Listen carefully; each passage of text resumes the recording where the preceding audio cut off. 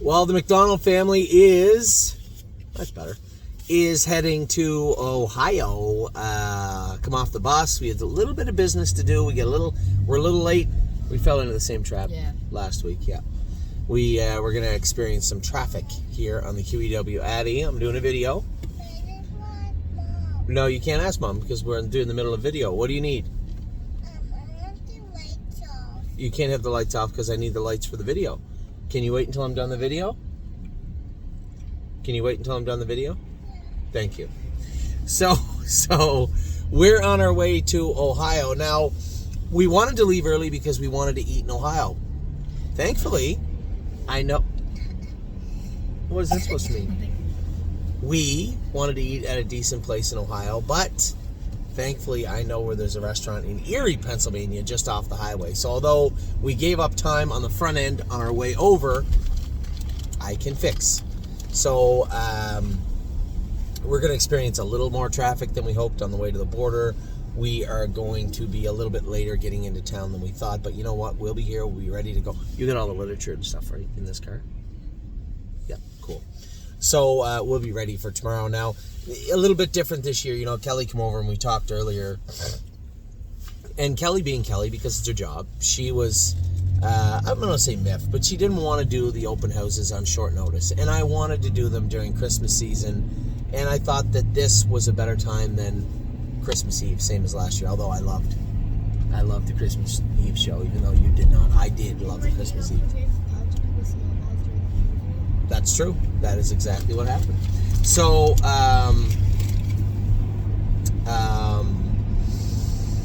on our way to Ohio, we're going to experience a little traffic. It's going to take a little longer to get here, but we're going to be ready to go come tomorrow morning. Now, this morning, we had a drone session for everybody, and Curtis wanted to record the drones for today and then mix them in with the drones tomorrow. I understand why, from a production standpoint. I understand why he wanted to do that, and I didn't mind doing it at all. I'll talk briefly about the sets. I'll talk about them in depth tomorrow. I will say that I like the way the green shoes are coming along. Although Flash Fly and Insider Trading are not the same, they're very, very similar. And then when you factor that in, how I've seen the other green shoes over here, both male and female, oh, yeah, they can be a little tough when you first break them. So if you're out there and you have a green shoe that you've broken or attempted to break, and they've decided that they were going to attempt to break you, rest assured, that phase will pass. They become nice horses after that, and I love the fillies that we have here. Who do we have here? Inside Trading Flash Fly. Is that it here for the green shoes? Yeah. They're all over there? Yeah. Oh. I was very impressed with what I saw with Gold Bug the other day, and she had, of all the green shoes we got, she took the cake. She was the most stubborn and, quite frankly, the most ignorant when we first broke her, but just like that, she changed. I went with her the other day when I was over there. I thought she was very, very good. So we'll get right to it really quick. And then we'll talk about what took place last night, the two races, Matt's MVP and Adrenaline Rush, and then what took place this afternoon with Red Overbach. A little bit to talk about on all three of those cases, but we'll start with the babies. We went with the three sets this morning, same as we did last week. Seasons of Love, Blarney Castle, Halley in the Clouds, Lonely Lakewood, Flash Fly. You missed these, didn't you? Because both Amy and I can't be there early, especially, we need to change the way we do this, obviously. It's not very fan-friendly to have these horses go on the track at 7:55 in the morning on a Friday and then rush over to Ohio to go with the other one. So we got to figure out a better way to do this. But most importantly, the horses got trained. Now, again, James lulled everybody. We didn't break 3:10 with anybody again today. I trained Insider Trading in 2:55 the other day, and we went 3:15 today. James really got us backed up. And I know in this particular set, James's horse hasn't really found his top gear yet. So, you know, we ended up going slow at the start. I think we ended up going in 3:15. Seasons of Love was good. She had a sore foot the other day. And I'll be honest, I've never ever seen a horse get sore from putting toe weights in. And when it was brought to my attention that it could be the toe weights, I immediately dismissed it because I didn't think it possibly could be. Took the toe weights off. It's interesting because I didn't know that. What? Because I was there when she got shot. Yeah. And she was perfect to shoot. Like, yeah. He shot her all by himself. And then it took 4 of us for him to put the toe weights on. So the toe weights are put in the front of the horse's foot with a very, very small screw at the bottom of the foot. And I have never, ever seen a toe weight bother a horse, ever. So Emily was the one that brought up, she goes, could the toe, and then Mario said, he goes, could the toe weight bother? I said, absolutely not, it's impossible. We took the toe weights off of her. She sounded up within 2 days. So, I guess we can glue the toe weights on. You can't put them on any lower than I had them. You can't put them on any differently. And it's very, very odd and rare that it bothered her, but it appeared to. Now, she's tough because she trained the last time when I went with her when she looked very, very good. She had the toe weights on at that point. We took them off, and because we thought it was her toe, we switched the shoes around so they were backward shoes. She was a little climby, a little slipping a little bit today. Mario had said after, do you think she's slipping? Absolutely, she's slipping a little bit. When you open that toe up and there's no shoe there, for a horse that's just learning how to go and has already gone with shoes on, yeah, there's quite a difference. So Seasons of Love was good today, though. Did her work very well. Now, she was in behind me. I didn't see her the whole time, but she did her work well. I went with Flash Fly. She's not as grounded and as centered as Insider Trading just yet. I love the fact Insider Trading likes her hobbles on tight, and I don't think Flash Fly even likes them right now. So I'm probably going to just take them off Flash Fly for a little bit. I was happy with her today. We came out of the last turn, and I knew that she was kind of maxed out. This is what top speed was going to look like the whole way down the lane. And we were going to 50-ish, 3-minute speed down the lane, and she rolled off halfway down the lane. It wasn't her fault. She just lost herself and rolled off. She's baby. But what was the most shocking to me was the horse that went flying by everybody down the lane, and I couldn't place the horse. Johnny was going with the horse. He said, I didn't even know it was a filly or a colt, because even though we only have 3 sets, I couldn't place the horse. It was Lonely Lakewood. Lonely Lakewood went screaming by everybody down the lane. I pulled up and said, Johnny, who is that? And he goes, that's the Lakewood colt. I was thoroughly impressed with the way that colt looked. Very, very happy with the way this horse looks. This was the guy that was a little crazy in the ring that Jimmy and Nancy were bidding on down the thing, and we ended up buying the horse, and he was a ridgeling. So we did have him castrated. When we castrated, nothing but a dreamer, and everything is okay now with Lonely Lakewood. But he went screaming by everybody today and looked very good. Hallie in the Clouds looked very good also. Seasons of Love just went by me at the wire. Maybe he did make a break, I'm not sure. I made a break halfway down the lane, and James was way back with his colt. He'll get him gated. I mean, there's no real rush. I know it's frustrating when you see the other horses doing their work so well, but, after doing this for so long, I would tell everybody just to maybe have a look at last year and the year before and the year before. Every year there's stragglers that just don't catch their gait right. I mean, what Austral Hanover never looked like a horse until we started racing, and probably, as I said a number of times, my favorite horse to drive by the end of the year. So lots and lots and lots of time. Having said that, Lonely Lakewood and Hallie in the Clouds looked tremendous. I believe Seasons of Love looked okay, but she's not going to be comfortable with those shoes on. We got to get them back on her, and I guess we'll have to glue the toe weights on her, because I have never in my life seen a horse sore from toe weight screws, but it's pretty simple. She was sore. We took them off. It was the front of her foot, the toe. So, I mean, we took the toe weights off, and she sounded up in 2 days. It's not rocket science. You don't have to call the RCMP to figure out what happened. That's what it was. So, I'm just glad she's sound, and we can work around that. It's not the end of the world, but food for thought for the future for her. Second set was all the pacers. Now, I went with time on my side the other day. Obviously, I'm partial. We pay a lot of money for a horse. I want to keep a close eye on the horse. And, he was rickety going, and I said, leave him alone. Just keep letting his hobbles out and his head down. I let his head way down today. Go watch the video. We fanned out coming out of the turn, and Louis Philippois came with us with his horses all morning. He had one horse, so you're going to see a horse in every set with no saddle pad on. That's Louis Philippois' horse. He's got some horses at the training center also that he trains, and he was with us. Now, all the horses that I saw looked great. Great Bet looked good. Watch Your Mouth. I just got up through to beat them at the wire. He looked very, very good. That's Peanut's brother. He looked very good. John will be super happy. J-Port Beach Boy looked good. He was behind me. Winter Bells was behind me, and I asked both Jimmy and James how they went. They said good. Mick Paisley was right there, and as we come out of the turn, I just kind of wiggled through with Time Is on my side, and then halfway down the lane, he just felt like he settled, right?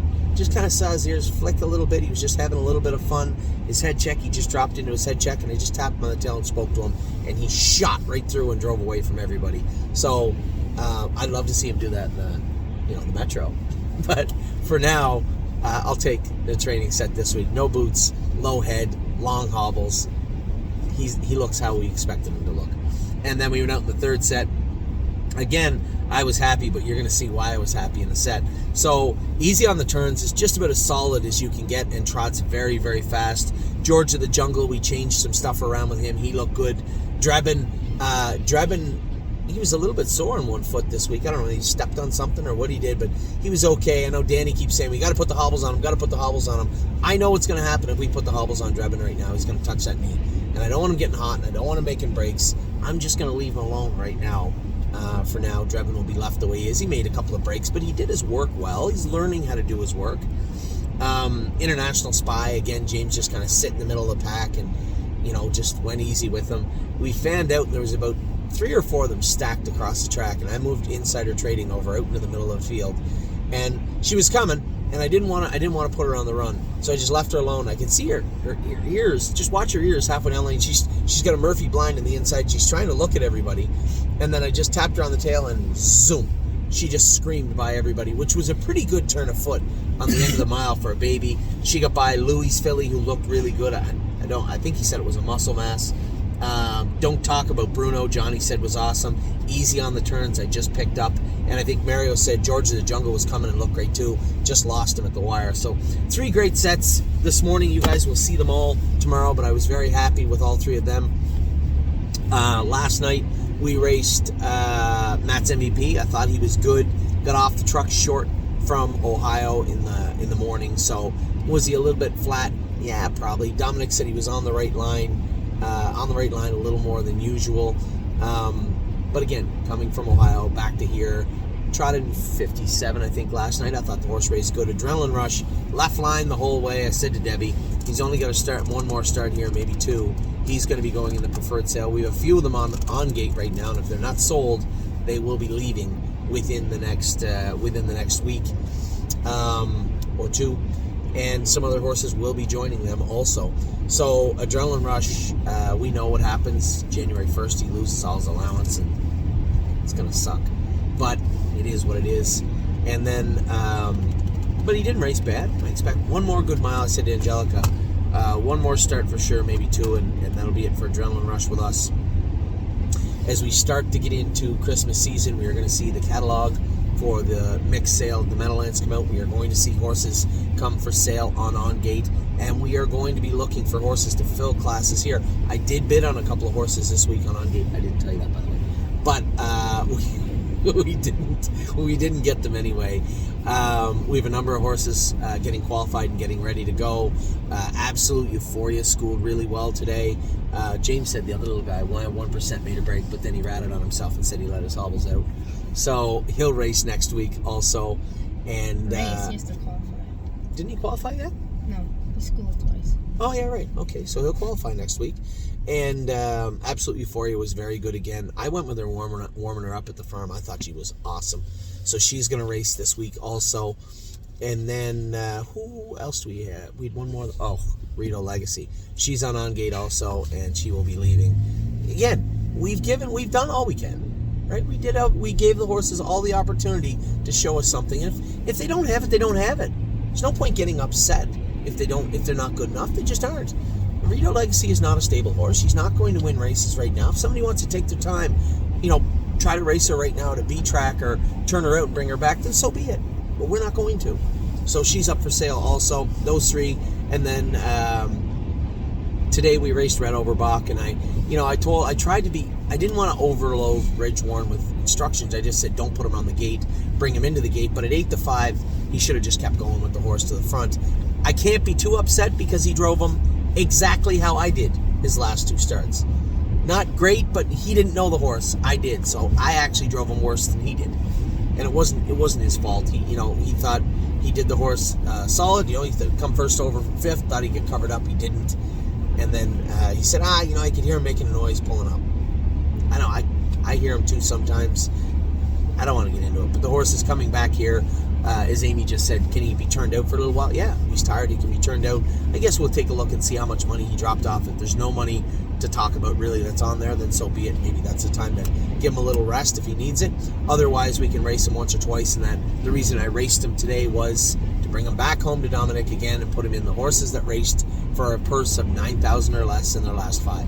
He's got 5 kicks at that class. So that is why he raced in the class day at the Meadows.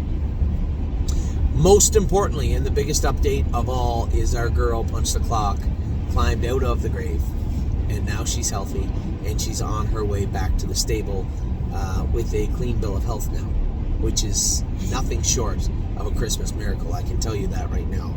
So I've talked to 6 surgeons, and we had some really bad luck with one horse a week ago that we lost, and it was a very, very eerily similar type situation. So like most other trainers, I complain about the prices at University of Guelph, or I complain about horses that go there and don't improve, or just complain, I guess, because it's easy. But I can tell you one thing, University of Guelph saved that filly's life, and regardless of what it costs, and it will cost, regardless of what it costs, it is, in my mind, without a doubt, 100%, in this instance, it was the difference between life and death.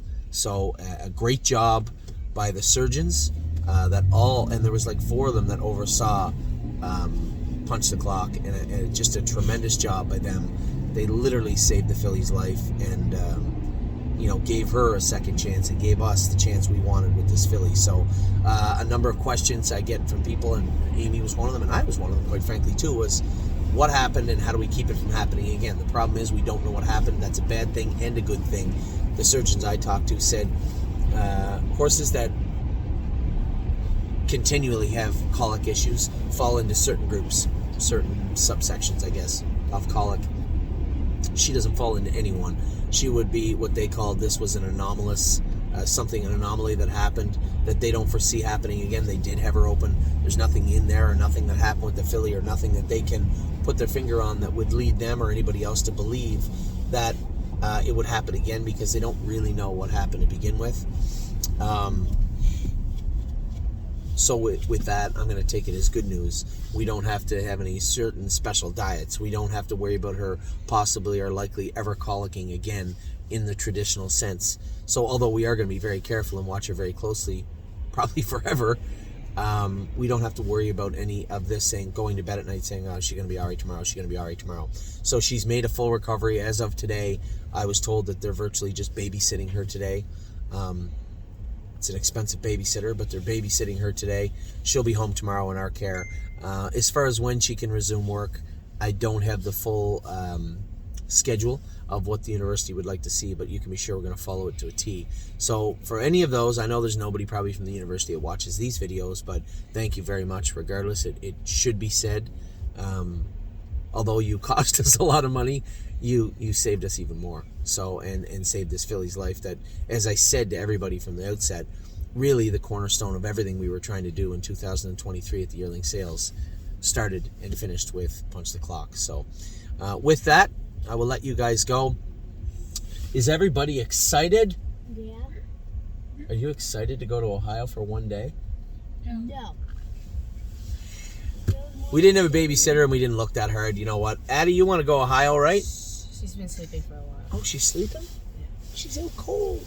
That's all right. So we are going tonight to Ohio. We're going to get there, get up in the morning, go with the babies, and come right back because it's a Christmas party, so to speak, at Mohawk. You guys, I believe, I don't know, Kelly said there's still seats available or not at Mohawk. I don't know how many there were just there. I'm not sure. But we're going to be at Mohawk. I'm definitely going to be there because I'm driving Sintra tomorrow, but I am going to go up, shake everybody's hands, talk to everybody about what took place in 2022 and how excited we are about 2023. So the Christmas season continues for the McDonald family. We're heading to Ohio. We're going to stop in Erie for a little bite to eat at Firebird's Restaurant and put on a great show for everybody tomorrow.